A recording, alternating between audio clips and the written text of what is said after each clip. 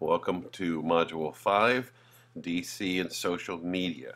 We are going to explore tonight the world of social media, the good, the bad, the ridiculous. We are surrounded, we are engulfed in social media. It is something that as a teacher we really do need to understand and make some clear decisions about its use in the classroom. You would probably be surprised at how many schools now employ social media. Either the tool Edmodo, which is the one we're going to play with here in our class, or Schoology. You'll see that used quite a bit because of its ability to do what's called content management, where teachers can upload lots and lots of materials and resources for kids to interact with. Of course, the granddaddy of all in JCPS is JCPS Online, which will be moving to a Blackboard platform very soon now. But Blackboard and Angel, which was the predecessor, are pretty much what we call LMSs, and they are what you use to do exactly what I'm sitting here doing for you.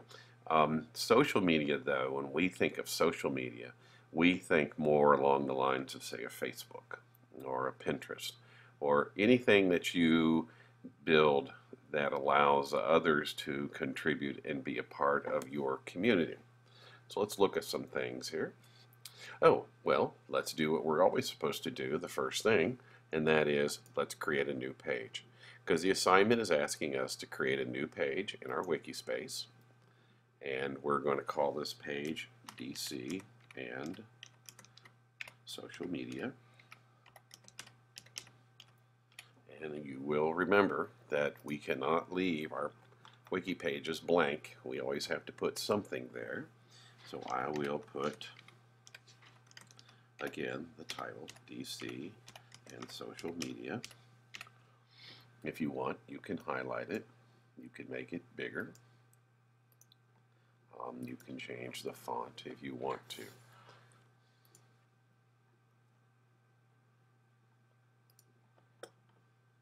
Okay, now that we've done this, we now have a page, and you can either leave it open in a new tab, or you can go ahead and you can save it and then come back to it.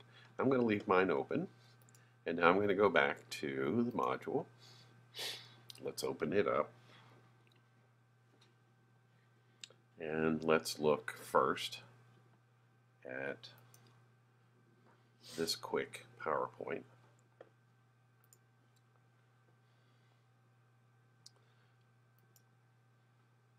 So how many hours a day do you spend on social media sites? What is social media? What should your social media usage look like as an educator? How do your students use social media? How can you incorporate social media into your classroom? As I said, social media is now very much a part of many, many schools. It's a classic example of how technology usually comes first and then its use in schools comes second. It's fascinating to me to go to schools now and to see the entire teaching replicated in an Edmodo or Schoology or JCPS Online. You used to see that only in classrooms where computers were a part of the classroom, i.e. technology classes. But now you're seeing it in math classes, English classes, social studies, science. It's everywhere because social media has become so ubiquitous.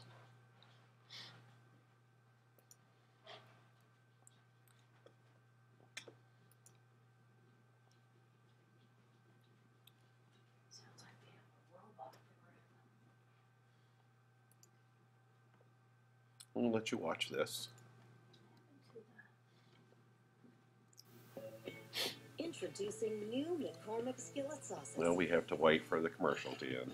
They make it easy to add a flavorful twist to your family's favorites. Because because McCormick skillet sauces are the only skillet sauces made with unique combinations of natural McCormick herbs and spices. Just tear and pour your way into meals. That'll wow your family. With new McCormick skillet sauces. Live deliciously. And there we go.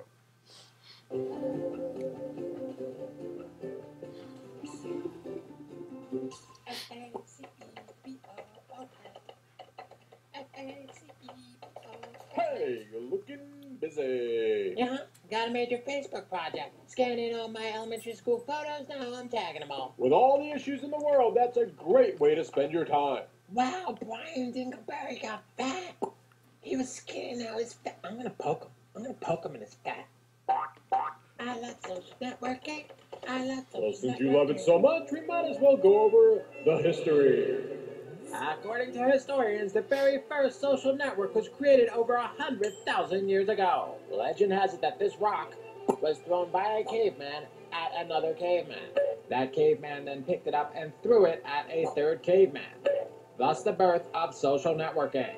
And from that time, there were no advancements in social networking until February 16th, 1978. That's when the ancient nerds of yore started bulletin board systems, or as they called it, BBS. These bulletin boards exchanged data over phone lines, and eventually the ancient nerds learned to exchange graphics as well. Gaze upon the historic very first photo ever shared over BBS.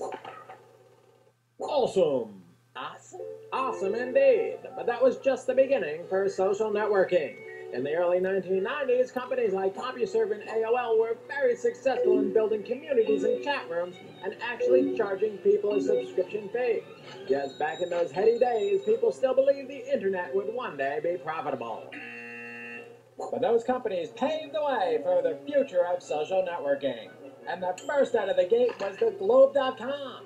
Back in '95, the Globe.com captured the ancient spirit of social networking, and their IPO opened with one of the largest gains in stock market history, starting a trend that would eventually cripple the entire U.S. economy. After the Globe, a bunch of smaller social networking companies came around without much fanfare until the arrival of Friendster. Oh yeah, I remember Friendster. What happened to those guys? I heard they went Asian or something. Asian indeed. And as Friendster moved to the Far East, a new social networking king moved right in. MySpace. But over time, the once proud king went from looking like this to looking like this. And that cyber fiasco leads us to Facebook, the current social networking champion, which is here to stay. For now. But we have to start to wonder if expanding our social networks have caused us to care a little less about the people we care about the most. Is it all one big waste of time? Poking him in his fat. Signs are pointing to yes.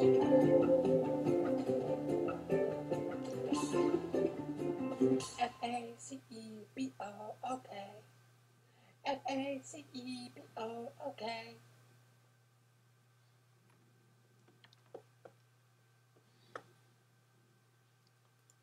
Absolutely one of my favorite.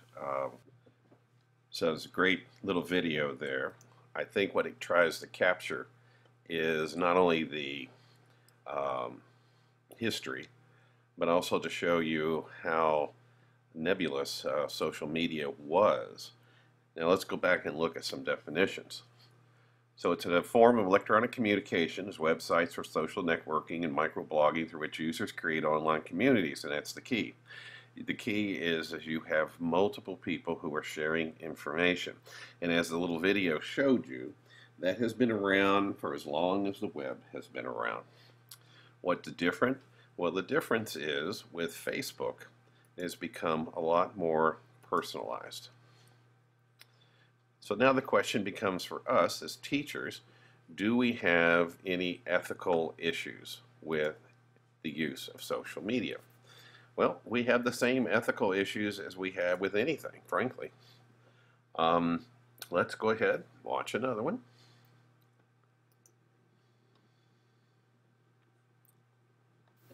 teachers behaving badly and caught on Facebook. Tonight, the fallout from an I-Team investigation. And good evening, I'm Dave Wagner. And I'm Sonia Gann. Tonight we are getting new information on the teachers under investigation. CMS confirms 1 is a high school teacher, 3 teach elementary school, and 3 more are assistants in the after-school program. For the first time today, we also heard from the CMS superintendent. Jeff Campbell broke the story. He has the very latest in this I-Team report. The pictures and comments speak for themselves. Neither mother nor superintendent are proud of some of the things they've seen. But today, CMS Superintendent Peter Gorman put words to the frustration many are feeling. When you've got the most precious thing any family has, their children, and you've just got a higher standard that you've got to reach. Our News Channel 36 investigation found CMS employees on Facebook saying things like, "I hate my students." What we found happened outside of class, but the superintendent says it absolutely affects what happens inside. We've got moms and dads, and we've got students who need to be able to go into that classroom every day and have full faith and trust. So far, 4 employees have been disciplined, a 5th's on paid leave and facing possible termination for calling her school, Thomas Borough Elementary, ghetto. That comment angering parents. These are my kids, and I want them to be able to go to a school where all the teachers love their job and love their kids.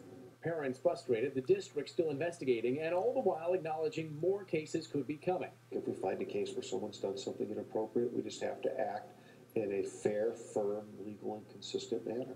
As the investigation moves forward, Dr. Gorman says parents should know action is being taken, and the actions of a few do not speak for the district as a whole. I'm Jeff Campbell reporting for News Channel 36. Well, I think that's something that we're all aware of. I don't think it's all that shocking or unusual anymore. I think it's something that we all understand that we have to be careful about. Legal action if I cannot get my job back. Speaking on the phone with a British news agency, Tiffany Shepard recounts last week when she was abruptly fired from her job teaching at Port St. Lucie High School. They would not tell me why. I asked them straight out if it was because of my part-time job. The biology teacher had recently begun working part-time with Smokin'em Charters, a fishing boat that's been in the news before. They feature excursions with topless and bikini-clad female mates. Well, that just goes to show you that the issues are much bigger than Facebook. Okay, let's move on.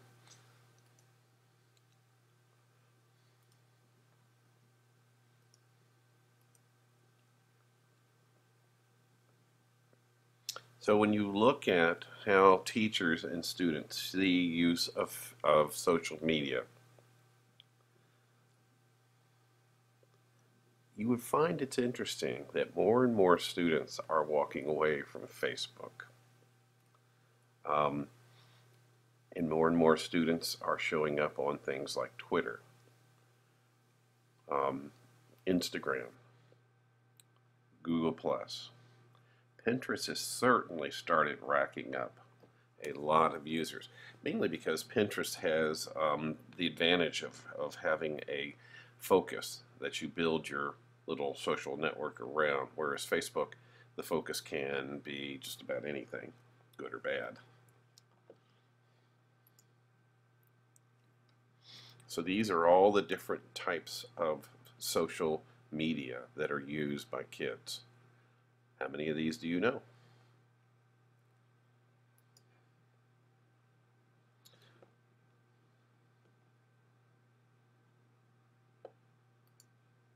This one is you're very familiar with.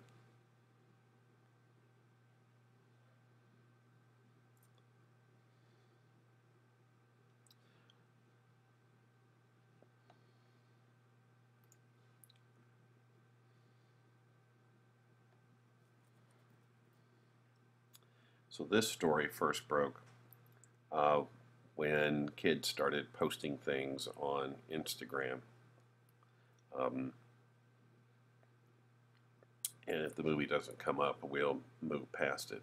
So the idea is kids are putting things up that show themselves in very inappropriate ways.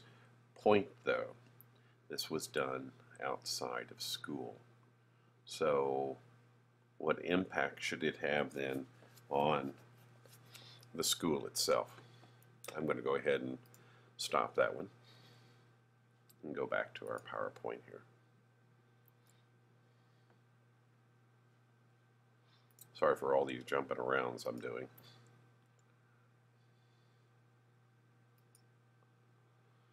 So we have to think about the use of all this, and we have to guide kids. Now, I think that one of the best things that we have are these. And the reason why I think these are is because through Edmodo and Schoology, even YouTube, Wikispaces, we are building a culture of what is appropriate and how it can be used in ways that enhance education. Now, the funny part about it is you'll hear schools and kids report that they hate having to use these tools in their school because it's so teacher-focused on what they're trying to do. It looks and feels very much like a Facebook experience, except for YouTube, of course, and Wikispaces. But Edmodo and Schoology look and feel just like Facebook. The kids are like, why are you making me do this? I have a Facebook account. I don't need this other one. But what the point of it really is that it exists in their world now.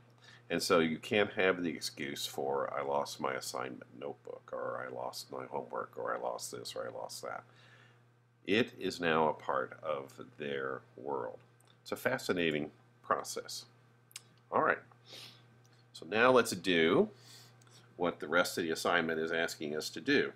We're going to go back to our page, and we're going to create a 2-paragraph reflection on your social media uses and your use of it as an educator or a potential educator. I'm going to go ahead and move on to the use of the Pico chart.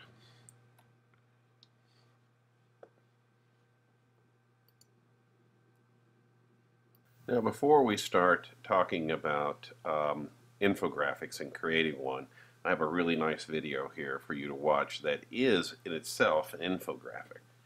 Now, it's a video. We're going to be creating an infographic that's basically static. It's just a picture. But let me show you, let me let you watch this, because this will give you a really good sense of what an infographic is.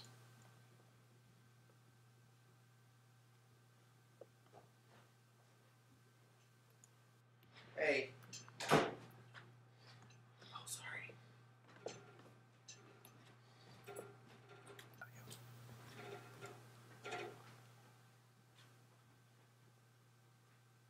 Social media. 62% of adults worldwide now use social media. An average internet user spends 16 hours online a month, while an average American spends 32 hours online. 79% of the U.S. population is online, which puts it in 5th place. Countries with a higher percentage are Japan at 80%, France at 80%, Germany at 82%, and the UK at 85%.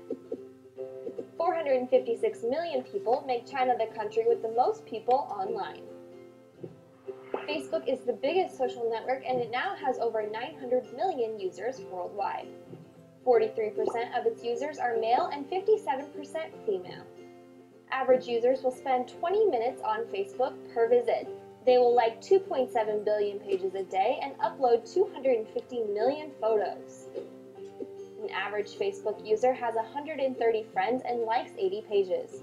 Brazil has the highest number of online friends with an average of 481 per user, and Japan the lowest with an average of just 29 per user.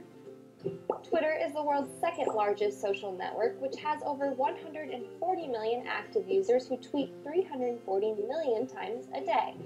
An average Twitter user has 126 followers. 40% of Twitter users do not tweet anything. 0.05% of total Twitter population attracts almost 50% of all the users. 25% of all Twitter users have no followers. 8% of Americans use Twitter. YouTube is the world's largest video network. It has over 800 million unique visitors each month. In 2011, YouTube had more than 1 trillion views, or around 140 views for every person on Earth. And while you have watched this video, over 150 hours of other videos have been uploaded to YouTube. Thanks for watching. For more of the Infographics Show, please subscribe. So as you can see, there's some really good information there. What we're seeing is what an infographic is. An infographic is the use of text and graphics to explain your position or explain some information. You know, obviously we're not going to run through the one up here on sex, facts, and statistics, but we can certainly look at some of these others. If you want to see another example, let's watch this one, which is all about fast food. White Castle was the first fast food chain formed in 1921. McDonald's entered the fast food industry in 1948. The number 1 vegetable in America is the potato. The majority of it is consumed as French fries. There are 160,000 fast food restaurants in America which serve over 50 million. So what you're seeing here as you're watching this is the use of text, in other words, the information that it's giving you, along with graphics that help us understand it. As you can see here, they're talking about how many times a week people eat fast food. This is a classic infographic. This is a really powerful tool for kids to use, because what it does is it takes data and it then attaches it to a real-world situation where kids have to explain what the data means. That is the power of an infographic. I'll go ahead and bring it back up again so we can finish listening to it. Really kind of fascinating. McDonald's is one of the largest owners of real estate in the world, and it earns the majority of its profits from collecting rent, not from selling food. Average daily calorie intake by country: Congo 1606, Bolivia 2219, Japan 2768, Mexico 3171, Canada 3605, and the United States of America 3754 calories. One fast food hamburger may contain meat from 100 different cows. Before you order that supersized fry, take into account that 248,000 Americans die prematurely due to obesity every year, and obesity is considered the #2 cause of preventable death in the U.S. Thanks for watching. For more of the Infographics Show, make sure to subscribe. Okay.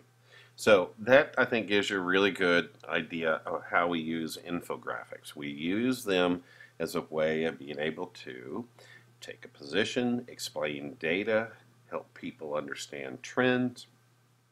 So what we're going to do is, let's look at a really nice infographic. This infographic is basically giving us a sense of the social media usage by United States region. And as you can see, if you look at this, it's really kind of fascinating to see how much social media is used based upon where you live in the United States. This is a really good example of an infographic. All right, so where do we go to do this? We can click right here, and we are going to go to a website called PicoCharts. I'm going to pull it up. Now, by the way, there was also a YouTube video there that will help you if you have never done a PicoChart before. Now, I'm going to, again, offer you the ability to sign in as me so that you can have full use of the PicoChart. As you can see, it's SB Swan02 at Louisville.edu. Password is ULIT241. If you want to use this with your kids, that'd be fine with me.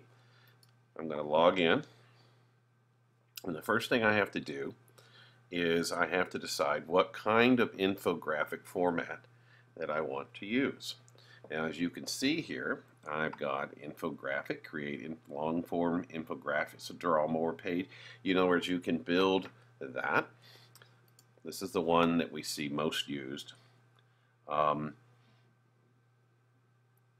This would be for kids to develop reports around a certain topic.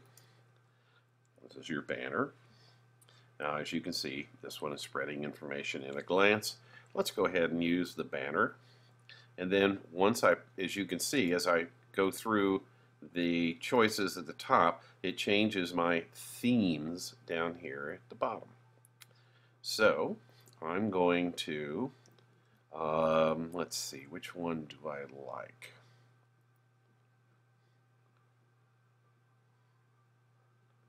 Here's some pro themes. There's just lots and lots of choices here. So you can decide however you want to use this. I'm going to go and back up here, and I'm going to grab this one. And when I do that, it brings it in.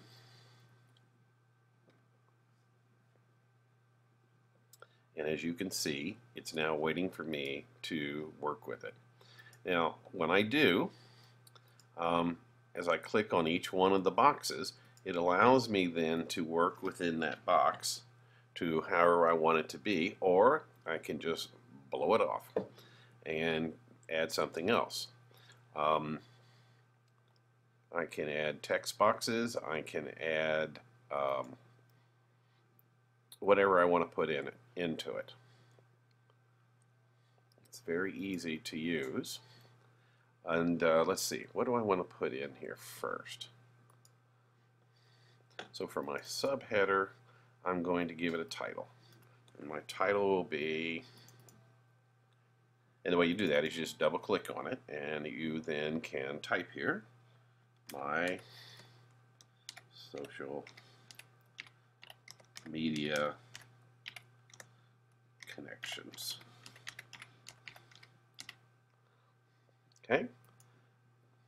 Now, you can drag things around just like you do in PowerPoint. You grab them and just pull them around wherever you want them to go. And as I'm doing here, I'm going to go back in here and play with, I don't think I need that word. Okay, so as you can see, this is my title. Now down here, I've got some nice circles that represent different things. And so what I can do here is I can use these, which unfortunately don't really represent what these circles represent. So if I wanted to, I could name this one and go and find a picture that I would use for, let's see if I can find an icon that is already available for me for, say, Facebook. And if I can, then I'll just pull it in. If I can't find it, I'm going to have to go back and do a little bit of Google searching and find a very simple picture that I can use in its place.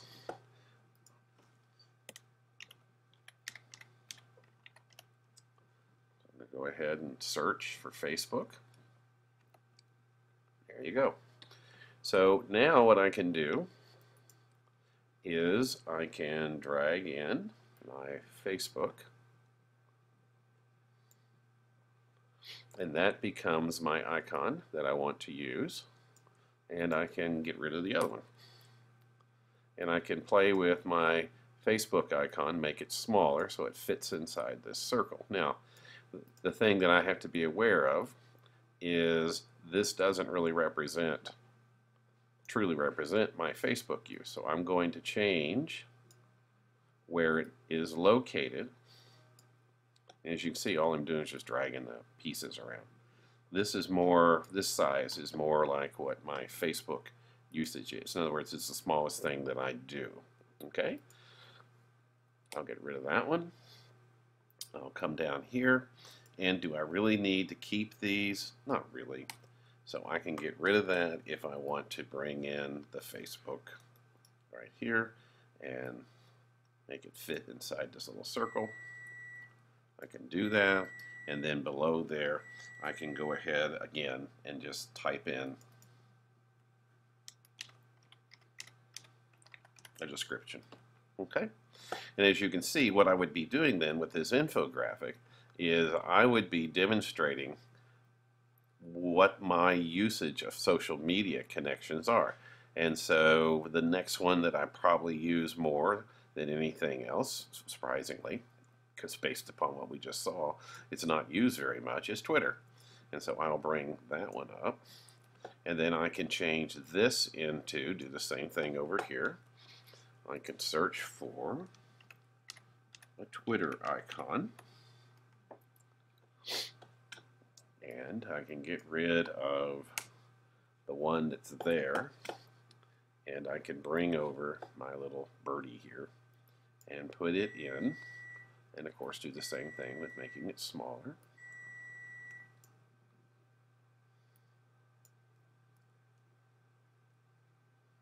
As you can see, this is pretty much just playing around with shapes, getting things to fit.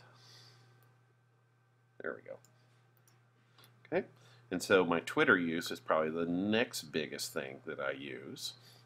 And then I would come down here and I would do the same trick with what I just did over there. Get rid of that, and I would bring the Twitter in. So you get the idea. It's not hard. Well, Steve, you probably better use the same graphic that you used. Otherwise, it kind of gets confusing. Okay.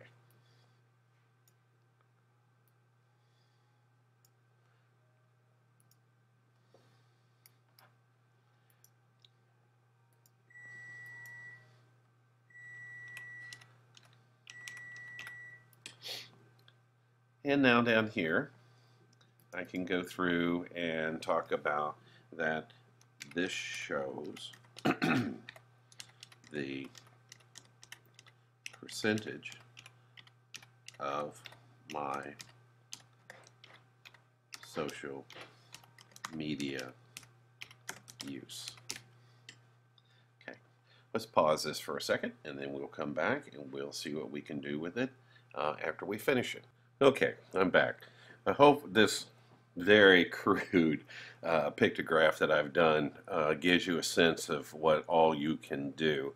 The first thing you want to do, of course, is think about your theme. Well, actually, the first thing you want to do is think about what you want to demonstrate. And as you can see from mine here, I've said, okay, so this is my amount of social media connections that I have. And as you can see from the size of the circles, my Facebook's pretty small, my Twitter is a little bit bigger, but my biggest social network, surprisingly enough, is YouTube, because I have a million different channels and lots of YouTube stuff that I do. This video being one of them. When I get finished, this video will get uploaded to YouTube, and that's how I get it into your class. All right, well, let me show you the next steps, and this is how we're going to take our creation from here over to Edmodo. So the first thing you'll notice up here is it's automatically saving it for you, which is nice. If you want to preview it, in other words, see what it's going to look like, just click on the little preview eye up there. If you want to give it a title, you do that over here.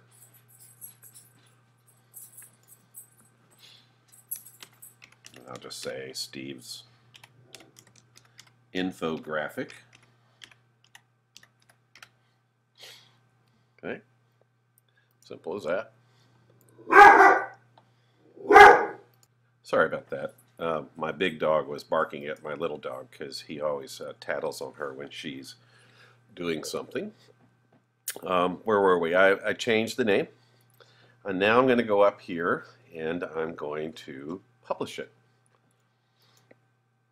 Now, you'll see that when I click on Publish Now, it's going to give me the HTML embed code. You now are smiling and nodding and going, ah, so this is how we move it from here to, say, a wiki space. That is quite correct. The other thing that if you were doing this with kids is they can download it directly as a graphic file, JPEG file. But what we're going to do is use this embed code, because our next step is we are going to go and actually publish this into a post in our class Edmodo site. So I'm going to click on Publish Now.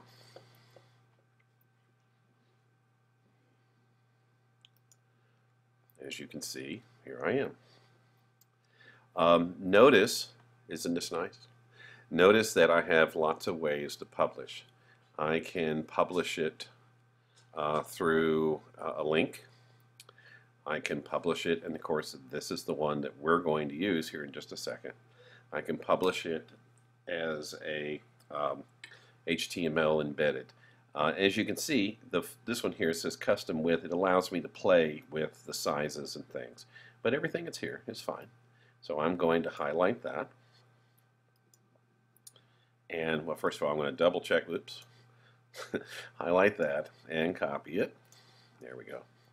Now let's go and put this into the next part of our assignment, and that is we're going to go into our Edmodo account that I've created for our class.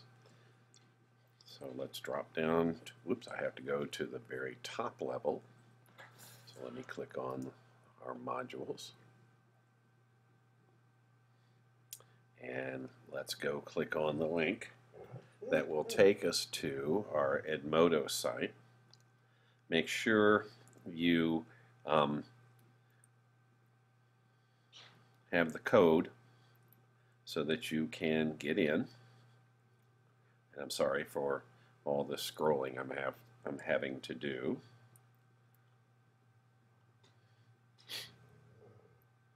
Let's see here. Almost there. Here we go. And there's our link right there. So I'm going to click on that. That will take me to our Edmodo site. And I'm going to log in because it's already holding on to it. And when I am logged in, don't worry, it's doing this because I'm already I'm already a member of this group. So as you can see, we are in EDTP 580 group. I'm now going to unlock that so you can get into it. And I'm going to have to change the code, as you can see right here. Now I'll take care of all of that, but let's show you what you have to do. So you're going to put in a quick note, my pictograph. I'm sorry. Let's use the correct title. My infographic. Pictograph is a commercial name for it. My infographic on my social media use. Okay. Now, if you'll look here, there's a link. Don't let that throw you because the link can be multiple things. So I'm going to click on that. And I'm going to paste in. And I'm going to tell it to attach. Steve's infographic.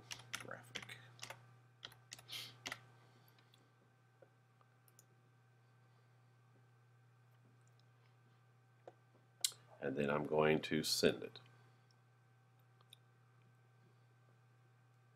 And there it is. And so if I then click on it,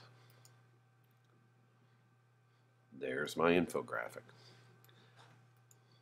So now the question is, how do I go from here to my wiki space? It's even easier. So I'm going to come over here and click on the down arrow that represents the my post here, and I'm going to say link to this post. I'm going to click on that, and there it is. So I'm going to copy that, and if I jump over to my Wikispace page where my DC and social media are, And I drop that in. Sometimes Wikispaces you may have to do an extra step, so let me show you how to do that. I'm going to highlight that, and I'm going to go up here to the link, and I'm going to tell it it's a web address, and I'm going to tell it I want to open it in a new window, and I'm going to paste in the link again. That's all I'm going to do.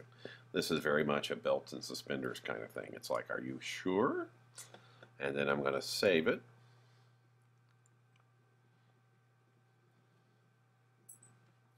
And there it is. And that will then take me to the post. Now, you can either,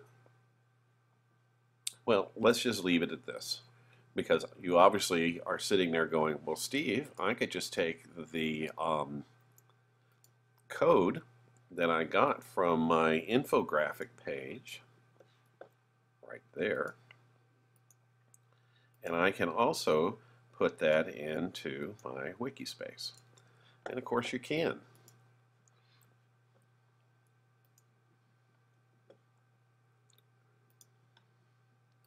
So I'm going to get my cursor down, go to my widget, other HTML, and I'm going to paste, and I'm going to save. There's my little gray box, so I know it exists, it lives. And if I click save again, I now have my infographic on my Wikispace page, and I have the link that takes me to the one that is in our Edmodo. I want you to get a sense of what Edmodo is. That's why I'm having you jump this sort of jump around thing.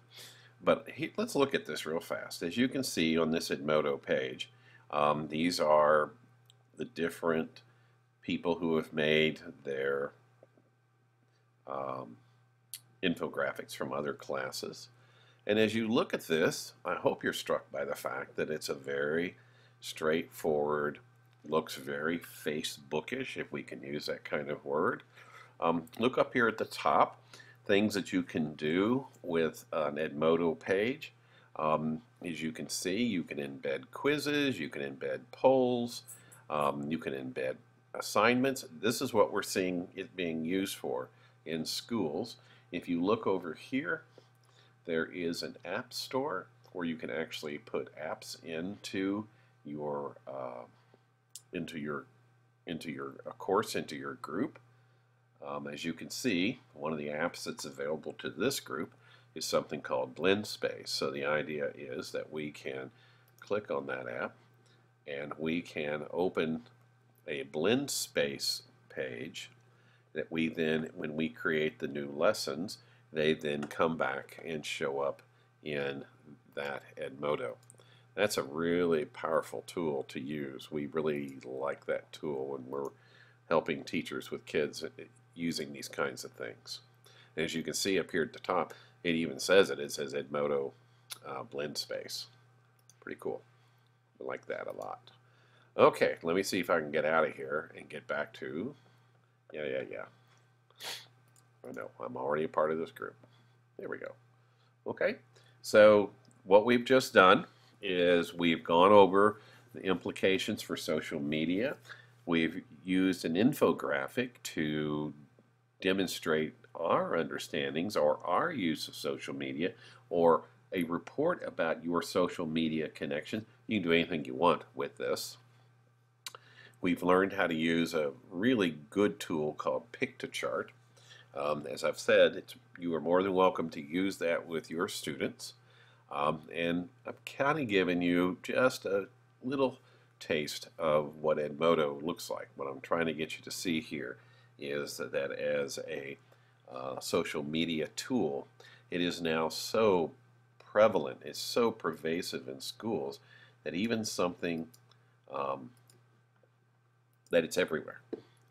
If I were to go up here and let you see the other groups that I belong to, here's an AP English 3 group. Let's see what that looks like.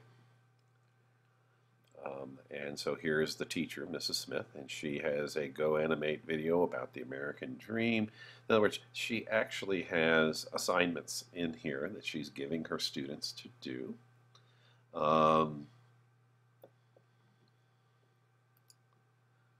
Here is one that is a biology one that is very heavy duty.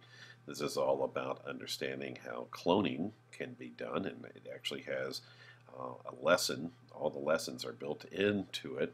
You see this a lot in schools. You see this a lot in schools. Let's see. Oh, here's an interesting one. This is from Goldsmith Elementary. And what they've done here is they're using the Edmodo as a way for teachers to talk about reflective practice at their school. This one's interesting. Took her a while to get it going, but now that it's going, it's working pretty good. Let's see. Let's try a couple more here. Here's arts integration. Miss Quesada. So she teaches music at an elementary school, and so she's trying to get her kids to start thinking about all the different ways that music is performed and how it integrates with what they're learning. Alrighty, so that was kind of a whirlwind, wasn't it? But I think that's pretty clear. What we have to do is you have essentially two things you're doing. You're going to write a two-paragraph reflection on your social media usage. In other words, your sort of experience. When did you start using it? Do you even use it? Why or why not? I hope we've raised your awareness of the dangers of social media use as an educator. I think you get that thrown at you left and right. Notice that in the second part of the assignment is you're going to be using the picture chart. You're going to log in as me, SB Swan02 at louisville.edu. Password, lowercase, one word, ULIT. And you can, ULIT241, excuse me. And then you can build your own infographic. And you have all the templates and everything available to you. Have fun with that. Just relax and, use a theme. It's so easy to use. Just lots of clicking and deleting and using the parts you want to use and get rid of the parts you don't want to use. I need to change our group code because the last part of the assignment is that you're going to take that infographic that you've created and you're going to put that as a post in our group Edmodo site, and that's the new code. And once you embed your infographic there, you can then get the link to the post, and then you can put that into your Wikispace page. Okay, I think we're done. If you have any questions, don't hesitate to give me a holler. As you can see, we are right on target. We are doing really good as far as our class goes. And I look forward from hearing from you.